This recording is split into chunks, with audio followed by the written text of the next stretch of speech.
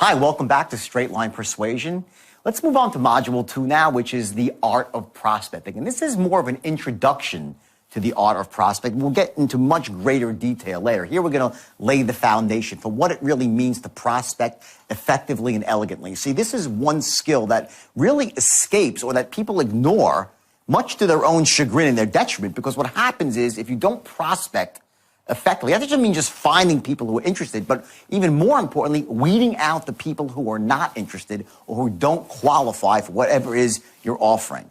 See, if you end up not prospecting effectively, number one, you're going to be desperate for people to speak to, so you'll have this sort of uncertainty in your tone, knowing that each person matters so much. And more importantly, you'll be pitching people, whatever it is, your ideas, your concepts, or a product, and these people won't truly be in the universe of your buyers. So after you're done, they don't buy from you or don't, sign up for whatever it is that, your vision or whatever it is, your idea. You'll start saying, geez, do I sound bad? Am I doing something wrong? When in fact, you're doing nothing wrong. You simply are talking to people who you shouldn't be talking to. So I want you to learn those lessons very carefully here. Focus on it, write the notes in your action book here to make sure that you really get this one, because this is going to set you up to have a much easier time of it down the road. Now, we're going to cover a couple of other things in this module too, some very important foundational aspects. One thing you'll see is something called an action threshold. And what that is, it's the point when someone actually says, yes, I'll do it. How do you get someone to that action threshold where they take a buying action? And you're going to learn the key elements that you have to accomplish to get them to the action threshold. You're going to learn the three things that you have to portray yourself through tonality and body language. Not so much your words, but your tonality, how you say the words. You're going to learn how to capture someone's attention and imagination virtually instantly, sometimes less than 1/24th of a second, and at the most, 4 seconds. You'll also learn some other key things about what holds people back from buying, what promotes people to buy. And again, it's at an introductory level, but I want to give you the basic building blocks here. So when we discuss it down the road here in Module 4 and 5 and 6, you're going to say, oh my God, I get it. And you'll start being able to connect all the dots. So I want you to go at this module, play full out with it. And remember, now you're learning a system. And the key with a system is that it allows you with a predictable set of actions to get basically the same result every single time. I see people without a system, they're like hamsters on a spinning wheel. They run and they run and they run and don't get anywhere fast. So if you haven't had success persuading before or selling or influencing, it's probably because you just didn't have a system. This is the most powerful and most effective system for persuading people that was ever invented. And, it wasn't just my work, just so you know. I had the straight line persuasion, which was my initial core, but I went through my own period where I literally went out and read every book, bought every DVD, listened to every single tape, and I really gleaned from the best and brightest minds in sales and influence, and I adopted that as part of my system, because that's what people do. They want to be successful, you model. So I want you to use my system here as your ultimate resource guide when you're looking to influence, and take this art of prospecting to heart. Because believe me, if you get this part right, everything else is going to seem very easy. So enjoy the module, take notes in your action book, and I'll see you soon.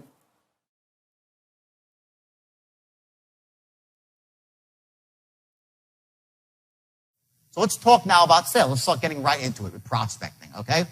This is the first step to it. The first thing you have to realize when you're a prospector, okay, you're not trying to turn crap into gold.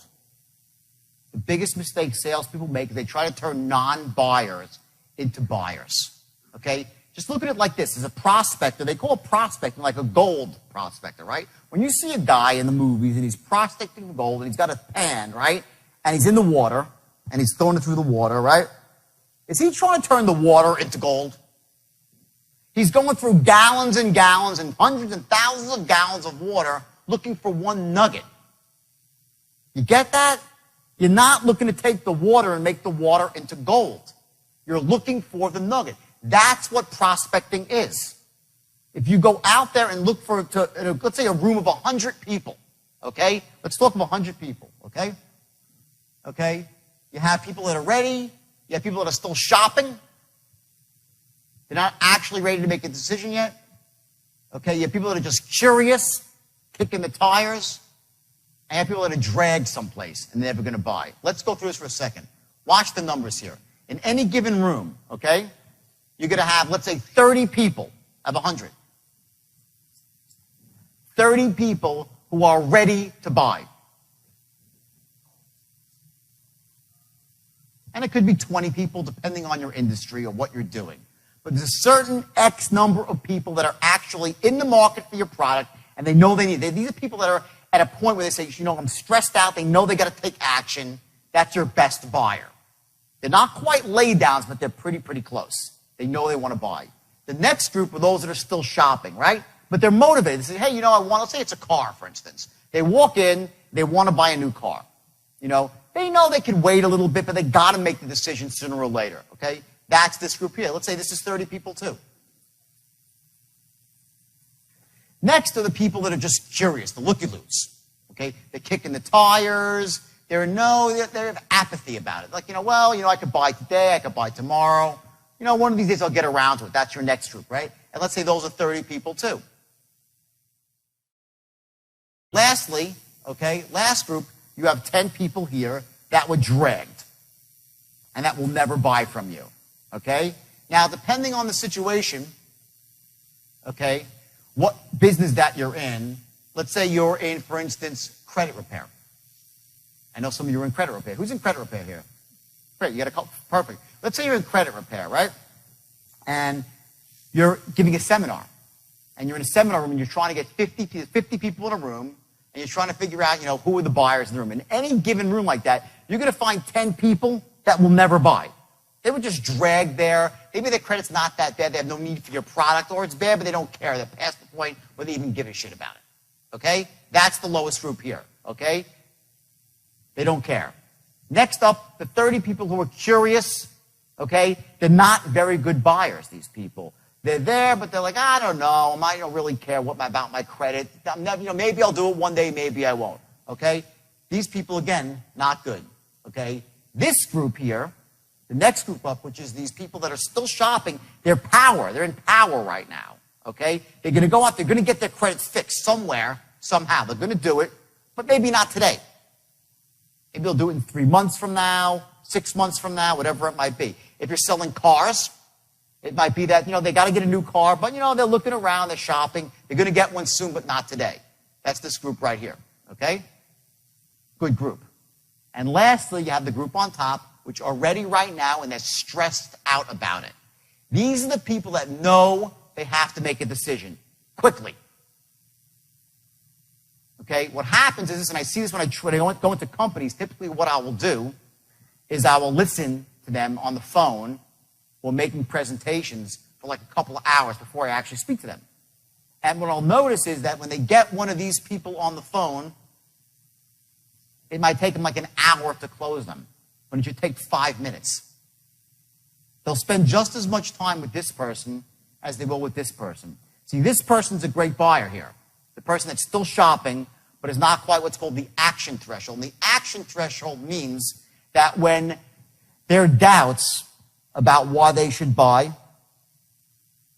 diminish to the point where they're below the necessity to buy right now. That's called your action threshold, when you will actually take action and buy a product. So what we're going to be doing with the straight line, by the way, is we're going to be learning how to A, lower their action threshold, and also raise up their needs for buying. We're going to actually show them why it makes more sense to buy now, and at the same time, we're going to reduce their barriers of what's holding them back. You're going to go in both directions at the same time, okay? So your buyers here, remember, your buyers are here, and your buyers are here. The numbers I hear are 20, 30. Okay, so 50% of the people are potential buyers.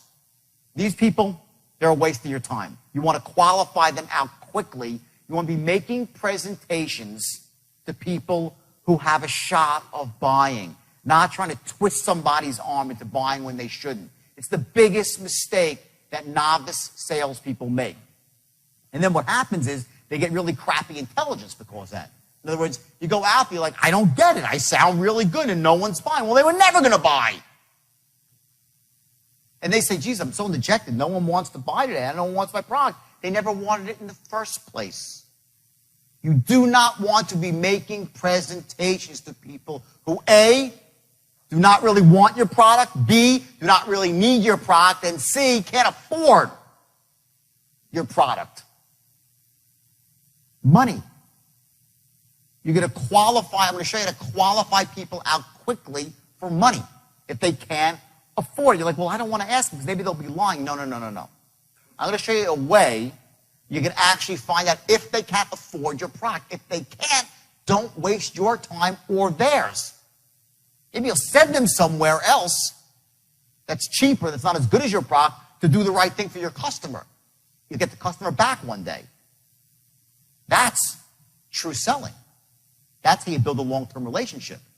But if you're out there right now, I'm sure some of you are doing this right now, you're pitching people that should not be pitched and wondering why you're not closing.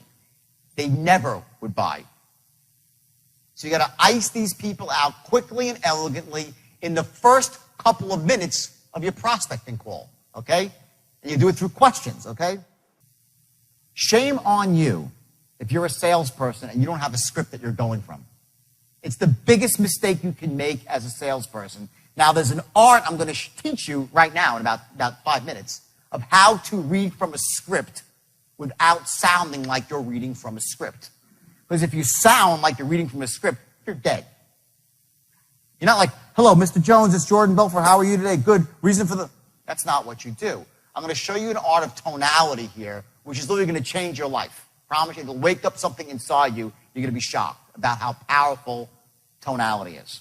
And you're going to learn to take a script. I'm going to show you how to write them specific. I'm going to give you a template, how to write a script for your industry, for everybody's industry. You're going to get a bulletproof way to write the perfect presentation, because most sales presentations suck.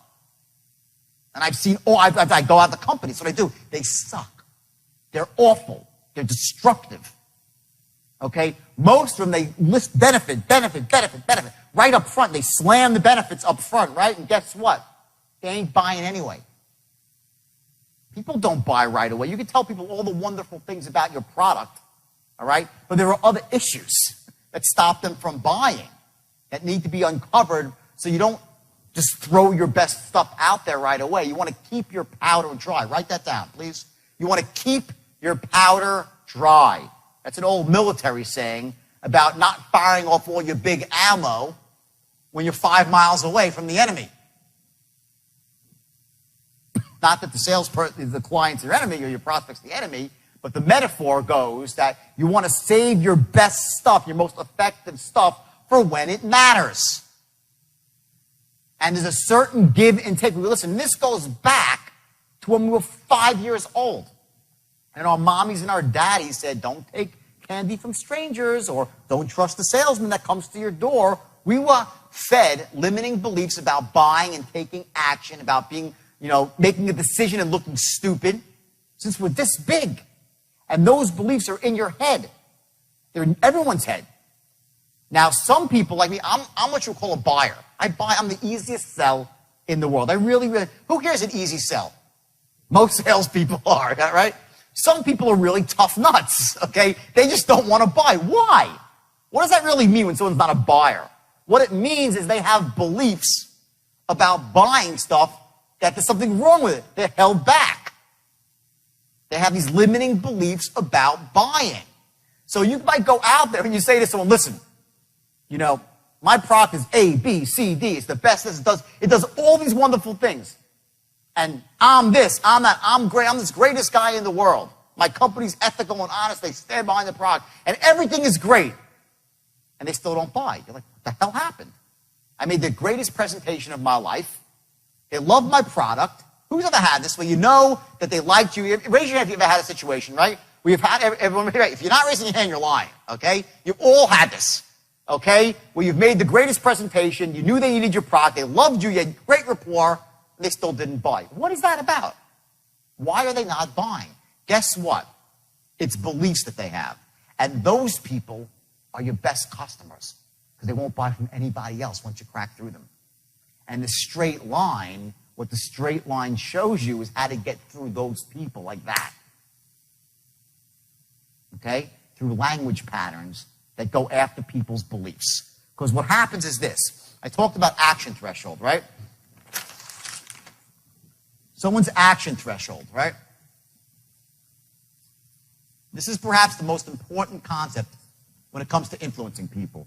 The action threshold, what it is, it's this unconscious unconscious set point that somebody has to taking action. At one point, they get motivated to take action. Human beings are not random creatures. We don't do things by accident. We do things for a reason. We always have positive intent with what we do.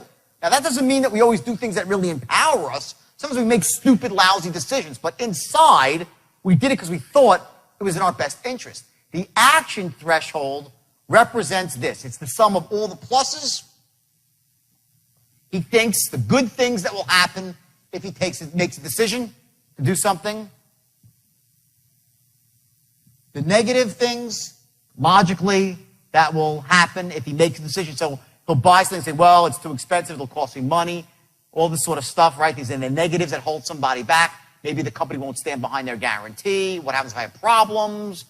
I don't know. Maybe my wife will get pissed. All these sort of things that hold people back before they take action. And then lastly, you have limiting buying beliefs. And this, I have the worst handwriting in the world, by the way, so just excuse me, okay? Almost barely legible, okay? So you have limiting buying beliefs. And what these are the voices in our head that just say, don't buy. For whatever reason, because of bad experiences we've had, we've been burnt before. See, human beings were always looking for patterns, right? When I walked through the door today, this door, I'd never been through this door before. But when I walked up to this door, I didn't say, now let me see. There's 2 slabs of wood. Looks like a door. I think it must be a door. I wonder what's on the other side. I hope I'm not going to walk off a cliff. Right? Sounds silly. But here's what happens. My brain, your brain, generalizes and creates patterns in the world. So I walked into it and said, it looks like a door. It must be a door, so I know it's safe on the other side of the door, and I walked through. If you don't think that every time that you're talking to someone and presenting them with an idea, they're doing exactly that, you're kidding yourself. You're kidding yourself.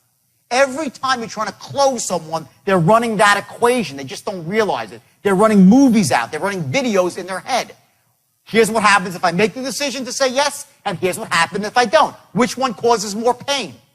Which one gives me more pleasure? That's what's the heart of selling, is to get someone to a point so when they say yes, what's happened is, imagine a scale, right? You have a fulcrum in the middle, right? This is a scale, the worst artist in the world. This is your scale right here, okay? All the pluses are over here, all the minuses are over here, okay? And then what you have is the invisible force, which are the beliefs about buying. Now, if the person has lots of limiting beliefs about buying, this side of the scale, the negative side, this is the negative side here, is going to be a lot heavier. It's going to go down, okay? If the person has really generally good beliefs about buying, like I do, and some of you do, they're easy to close because all it takes is a little bit and the scale drops. When you're going through the straight line from open to close, what you're doing is this. It's very, very simple. As you're moving towards one, you're knocking out negatives, building up positives, and changing their beliefs about buying, all at the same time without them even knowing it. But only, please again, only do this ethically. Okay, do not do this unethically. Okay, because I know that can sound like, it's very, and it's sneaky and subversive if you do it the wrong way. But if you do that with people, and they really ought to be buying, are you doing them a service, yes or no? Yes, you are. So if you run this pattern, a straight line pattern on somebody, with any product at all, and what you've done is you've built up all the positive, you wiped out their negatives, they've admitted to themselves, they've said it to you, yeah, it's the greatest thing in the world, oh my God, there's no reason to buy, yes, I love you, I trust your company, and you've done all this stuff, and they've actually admitted to themselves, you get them to admit it themselves. Why wouldn't they buy? They're in a box. And what happens, then you run certain tonal patterns, and they close, and they start buying. You will close with a straight line anybody who is closable. You will close anybody who is closable. That is your goal, not 1% less with a straight line to close any human being that can be closed. And I urge you again, one more time I'll say it, do never close somebody who shouldn't be closed. Only do with people that need and that can be benefited by your product. Then you can run this pattern on them. Okay? Then you're doing them a service. And afterwards, they'll say, thank you, thank you, thank you. You'll get massive referrals from these people once you run this pattern. And you're only going to do it to empower people. Okay?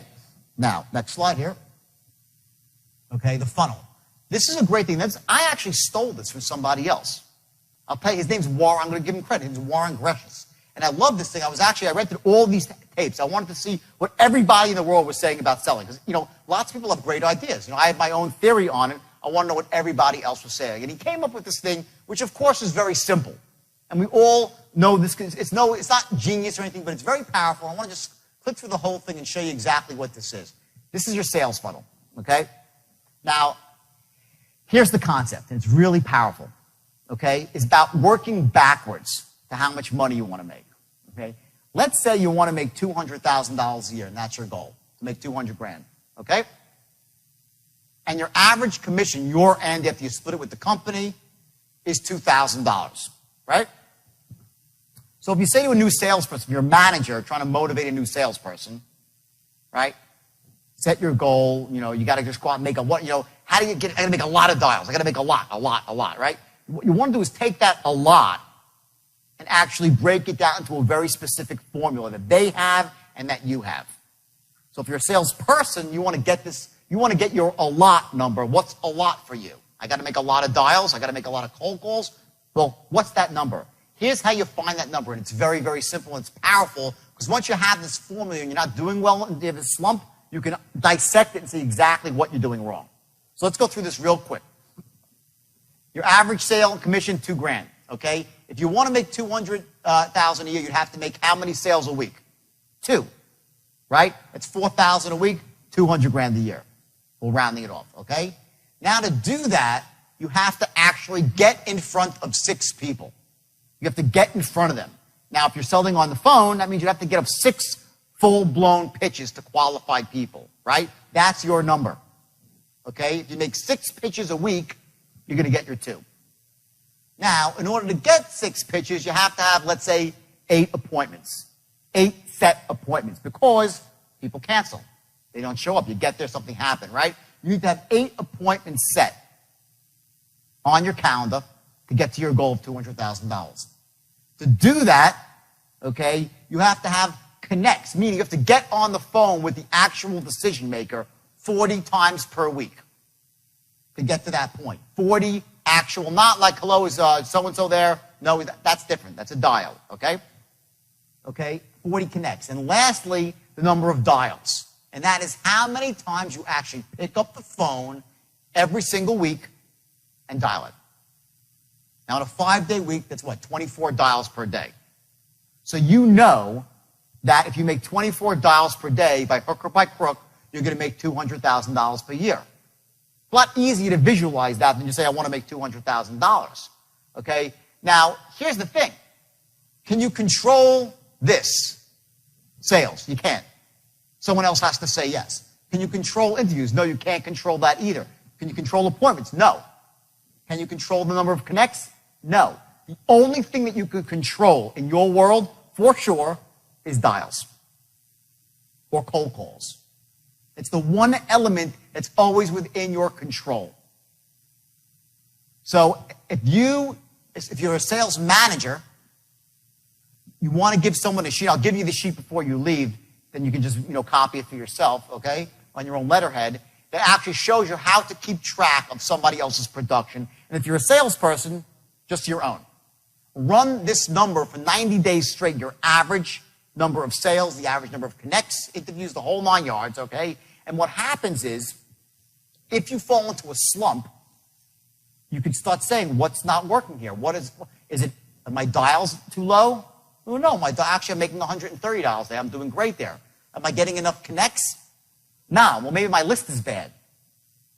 Get it? You can identify what your problem is. Maybe you're not setting enough appointments. You say, well, maybe my qualifying rap is awful. I don't sound good on the phone. I'm not creating excitement, enthusiasm, right? It could be there. Interviews, sales, the whole 9. If you're not closing, something wrong with my closing strategy. Okay? It allows you to identify exactly what's going on in your world of sales. And again, the only thing that you control is dials, okay? That's your sales funnel. If you don't use this, I'm telling you, especially if you're a sales manager, it's the easiest way to keep control of your sales force. And if you're a new salesperson, it's also very powerful to see what area you need working. Okay? Next. Okay. 4 seconds. Okay? When you're speaking to somebody on the phone, you have 4 seconds, no more than 4 seconds to establish 3 things. And here's what they are. Number 1, that you're enthusiastic as hell. That's number 1. That has to come through instantly from the second they speak to you. Write that down, everybody. Enthusiastic as hell.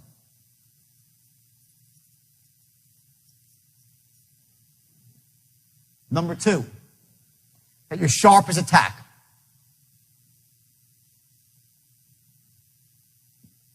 You have 4 seconds. If you don't do this in 4 seconds, you're heavily behind the 8 ball. And number 3, a figure of authority. An authority figure. These 3 things must be accomplished in the first 4 seconds someone speaks to you. And what it all rolls up to is one simple fact. You're a person who can help them achieve your goals. That's it. Unless you've done that in 4 seconds, you're seriously behind the 8 ball. Seriously behind the 8 ball. And ultimately, what that really translates to even one step further is that you are a person that can help them take control of their lives. They can take control of their lives. People have the desire to gain control. When they're feeling out of control, they act. It's part of what your action threshold is all about. It's a point to get back in control of your life. When someone has credit that's screwed up, do they feel in control or out of control? Out of control, right? When somebody wants to buy a new car because their old car's a piece of crap and they drive down the street and people are looking at them, do they feel in control or out of control? Out of control. When somebody is looking to find an investment advisor, a stockbroker, a commodities broker, and they're looking to develop, some kind of path to have a secure financial future, do they feel in control or out of control? Out of control, right? They're looking to get in control by identifying someone that can meet a need, fill a need, help them achieve a goal.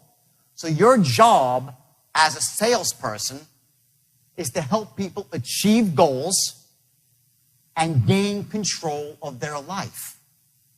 That's what you're doing. You have 4 seconds to make that, bam, that first impression that you're enthusiastic, sharp as a tack, and a figure of authority.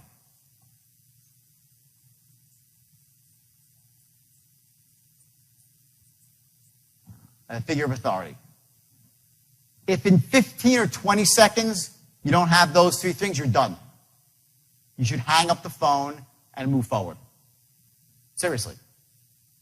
Okay, now the question is, how do you do that? Well, it's really, really simple on the phone and even more simple in person. In fact, in person, you have 1/24th of a second before you've been judged. 1/24th of a second and you've been judged by the way you look, by the way you carry yourself. It's called wrapping your package. I went to a seminar with some guy who's wacky, okay? And some of you know him. The guy's a maniac, but he's a great salesperson. And as much as wacky as the guy was, he taught me some really valuable things about the way you dress and becoming a figure of authority and certain about branding yourself. And I'll share that stuff with you a little bit later, okay? But in person, and this is, I've researched this, you have 1/24th of a second before someone has judged you. You've been dissected, you've been assessed, you've been reassessed, you've been packaged, you've been compartmentalized. They put you in a cubbyhole and you're fighting your way out from that point. So either you're here, you're doing great, now you gotta just screw it up, or you're at the bottom and you gotta claw your way out of a box. Okay? That's in person. Now, when you're on the phone, okay, do they see you? Can they see who you are when you're on the phone? Yes or no? Bingo. See, I know I'm in a room with salespeople. They know if you say, yeah, you're damn straight, they can see who you are. They know exactly. They got a mental image of you, whether it's accurate or inaccurate. Everybody thinks in pictures. And you have a couple of, in 4 seconds flat, they've made a mental picture of you. Let me tell you a funny story. I had to get a visa for Australia when I was going to Australia. So I asked my girlfriend, we lived together very close, we're going to get married, and I asked her to get me, go find one of these services that gets visas, right? She was like, okay, whatever, right? So she goes out and she does that, and she finds some company in Chicago somewhere, right? So, whatever, like a week and a half passes, and I'm like, what's going on my visa? Do you hear anything? She goes, oh, no, the guy's taking care of it. I'm like, what's his name? She says, Sergey. I'm like, oh, fuck. I'm like, and already I know. Now, I'm not saying, listen, I'm not prejudiced. I'm not. I'm just telling you this for the benefit of selling, okay? I heard his name was Sergey. I'm like, he's a foreigner. I don't like it already, okay? He doesn't speak my language. He's behind the 8 ball. There's something wrong. Now, I don't know. I know that's not the way it's supposed to be, and it's not, like, really nice. But this is about making money. It's about being effective, okay? I'm just telling you that the instant I heard his name, I was turned off. Then I'm like, all right, so now Sergey already has an uphill battle with me as his customer, right? So then I said, all right, let me call this Sergey, okay? So I'm just like, I just know, I know, all right? So I pick up the phone, I have a sinking feeling in my stomach about my visa, I dial the number, and I hear, hello? Done. Done. I'm like, he's a goddamn Russian. He's got a beard and a goatee. I can see he's got greasy black hair pulled back, okay? He's got speeds of sweat going down his thing. He's behind a cheap wooden desk in a hole somewhere. I had the whole picture. Now, am I right? Is that who he was or who he wasn't? I don't really know, okay? And I feel bad that my programming, since I was that big, and I come from a really good family where no one's prejudiced. I'm not prejudiced at all. At all. And I despise people who are prejudiced. But that being said, instantly, before I could even figure out why I felt a certain way, I was done with Sergey. Okay, and of course it turned out to be right, because Sergey started rambling inanely about something. I was like, you know what, bing, I hung up on Sergey, and that was it. Okay, I gave him his $100 application fee. I never heard from the guy again, because in the first second of the call, he didn't sound like what? Sharp as a tack, enthusiastic as hell, and a figure of authority. I knew it in a second. The moment they hear your voice, if you haven't accomplished these 3 things, I'm telling you, you're wasting your time. Shame on you. Okay? They make a picture of you, they've assessed you, they've cubbyholed you. They either A, that you're a figure of authority, that you're sharp as a tack, enthusiastic as hell. Boom. You're in, now it's like, ooh, this person can help me achieve my goal. Let me listen. Now, does that mean you're going to close the sale? No. But you've prepared yourself to close the sale. You've moved towards the line. Now remember, right? Here's the line. I'll draw it up here so we can still have this piece of paper. Here's your straight line. Here's the promised land. Here's your open, right? You pick up the phone and you qualify, right? Develop rapport, right? As you're qualifying. So if this is your boundaries here of where you let the sale go, on the bottom, on the top, right? The first 4 seconds, you're right here. Okay? In those 4 seconds, you need to be establishing that you're sharp as a tack, enthusiastic as hell, and a figure of authority.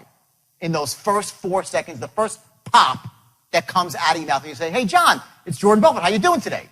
Right from there, you got to establish those 3 things, and you're going to do it with tonality. I'm going to show you in one paragraph through tonal patterns how you can say things that you never thought you were saying. Here's what happens. As I'm speaking to you, you're like, You are running an unconscious dialogue against my words. You hear what I say, and you're narrating my words. This is what you're doing right now as I speak to you. You're listening to what I say. You're either agreeing, disagreeing, hopefully agreeing, because most of this stuff is just basic truth. It's simple stuff. Right? And you're also narrating in your mind, making a moment. And the voice is going on and on and on. You're making connections about things that I'm saying, okay? What you need to learn to do is through tonal patterns to control somebody else's internal dialogue. so that they're thinking exactly what you want them to be thinking without you having to say a lot of words. Now, what's the most important thing in sales, really? Trust. If they don't trust you, they'll never buy from you. True or false? They got to trust you. Okay? Now, you can't say to a salesman, to a prospect, trust me, please, just trust me. Just trust me. They'll say, what the hell is this guy talking about? Okay? That's what a cheap, uneducated, subpar salesmen do. They try to sell with just simply emotion and hype. And they're like, just trust me, sir. Just trust me. The stock is going up. Well, just trust me. I'll fix your credit. Just trust me. Sign up for this subscription. It'll be just trust me. Trust. And we know better. And what happens is all those limiting buying beliefs, whoop, the antenna goes up and they rise up. And next thing you know, their action threshold is through the roof and you can't close people. By the way you talk, from the very beginning, the tonal patterns that you run, you're going to start lowering their action threshold right from the beginning. Because you establish three things that are crucial. Crucial to closing a sale. And number one, that the person that they're dealing with, you, are A, sharp as a tack, B, enthusiastic as hell. Now, let me just dissect this for 1 second. Why would they want to do business with somebody who's sharp as a tack? Okay? Well, because if it's about achieving their goals, who do you want working on your problem? The moron or the person who's sharp? Hello? They'll say, oh, if I come off too sharp, they're going to think I'm a sharpie. No, they want to do business with the one who's sharp. Don't kid yourself. They want to do business with the expert, the top guy, the top girl, top dog in the field. If they don't think you're sharp as a tack, you're wasting their time. Next, are you enthusiastic? Yeah. What does that mean? He must have something really, really great to offer me. That's why he's so enthusiastic. If you're not enthusiastic, what is it saying? My product sucks. My life sucks. I'm not a winner. The state that you're in, the emotional state, whether you're in a positive, pumped up, empowered state, which is a state of certainty and clarity, which is great for sales. Write this down. Certainty, clarity, and conviction. And you can add a couple more C's. Confidence, courage. Those are the most empowering states to be in as a salesperson. The most disempowering state is confusion, uncertainty, overwhelm, boredom. Those states will kill a salesperson. But these three things, okay, they have to be established instantly, or you're behind the eight ball. And why should you be a figure of authority? This is perhaps the most important one. To become authority figure to somebody, to become the foremost expert, cuts into three things. Number one, we were taught since we're this big to listen to people who are in authority. People wear uniforms, policemen, firemen, security guards, okay? Many of them are not, licensed police officers yet. You put a badge on and a uniform, okay? And we just say, we do what they say, go here, we go there. We go left, we go left, right? That's what happens when we're with figures of authority. We listen to them and we follow. You want your customer, your prospect, to perceive you instantly as a figure of authority, so they'll start moving towards your way of thinking. If you come off as a novice and not an authority figure, they're like, great, let me speak to someone in charge. That's what they're thinking. Great, sounds good. Now put someone in charge on the phone, and I'll talk to them and get realistic about this stuff and get serious. So these three things have to be established immediately. So how'd you enjoy Module 2? I bet you did. In fact, I think that, people that really go through the second module, they start to get a real sense of what this is all about empowering people to make decisions that they should make, to persuade people who are shut down from making those decisions and allow them to achieve their goals. That's what being a salesperson and an influencer is all about. And I think you saw here some very powerful things here in terms of your tonality and how you capture someone's attention very, very quickly. Remember, you need to be enthusiastic, and not because you're some crazy person, screaming, yelling from the rooftops, but because most people do not have that state of certainty, that state of clarity. And when you come in and sound enthusiastic and upbeat, you sort of wake up the force in them to listen further. Now, in terms of what actions you should take here, there's one very specific action that you have to take immediately. And that is, I want you to do what's called the allot chart. To find out exactly how many calls or how many letters you need to send out, how many initial contacts you need to make on a daily basis in order to meet your financial goal. And again, the importance of that is later down the road when you're immersed in this and you're kicking butt, you're going to also be able to identify what areas you can improve on. You'll start to see what bottlenecks occur in your own pipeline of success, and it will allow you to achieve your goals much, much quicker and with a lot more ease. And also, you're going to be able to help people who work for you, if you're a sales manager, to get them to start analyzing their results on a daily basis and taking the appropriate actions to ensure their success as well, which ultimately is your success. So again, let's move on to Module 3 now. But before you do, please make the notes in your workbook and take those actions, especially that allot chart. And remember, you sound enthusiastic, you have only a few seconds to do it, and then you set yourself up to influence down the road. Without that, you'll be fighting an uphill battle. And I'm here to help you fight a downhill battle because believe me, it's a lot easier.